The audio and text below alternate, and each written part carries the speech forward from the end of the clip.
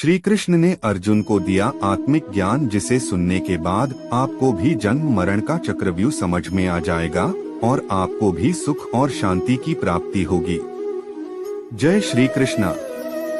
ये कौन सा योग है माधव, जो मनुष्य को पाप और पुण्य दोनों से मुक्त कर देता है? ये एक गूढ़ विद्या है पार्थ, जो इसके रहस्य को समझ लेता है वो इस संसार में रहते हुए भी, संसार के सारे कर्म करता हुआ भी कर्म फल के बंधन से मुक्त रहता है। मेरी बुद्धि अभी तक इसको ग्रहण नहीं कर रही, क्योंकि तुम्हारी बुद्धि पर अभी तक आसक्ति का पर्दा पड़ा हुआ है।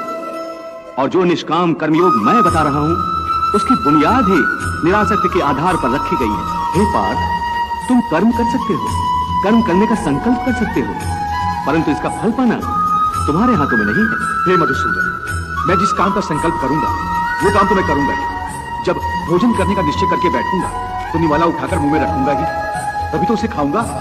यदि वो खाने का निवाला तुम्हारे प्रारब्ध में नहीं है तो उसे तुम मुंह तक तो ले जाओगे, परंतु उस ग्रास का एक दाना भी अपने मुंह में नहीं रख सकोगे। कोई भी कार्य निष्काम कर्म योग की रीत से किया जाए तो ना उसका पाप लगता है और ना उसका पुण्य मिलता है।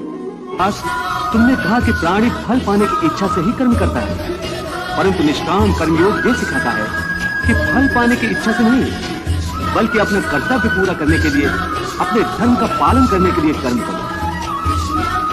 फल पर भरोसा रखकर कर्म मत करो, क्योंकि फल पाना तुम्हारे हाथ में नहीं, तुम्हारे अधिकार में केवल कर्म करना ही है।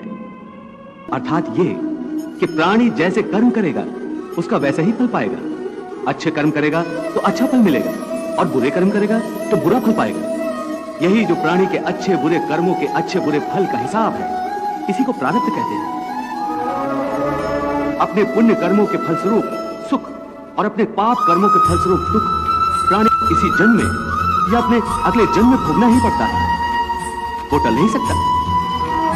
हे अर्जुन, प्राणी का कोई भी कर्म नष्ट नहीं होता, मनुष्य को अपने हर कर्म का फल अवश्य मिलता है।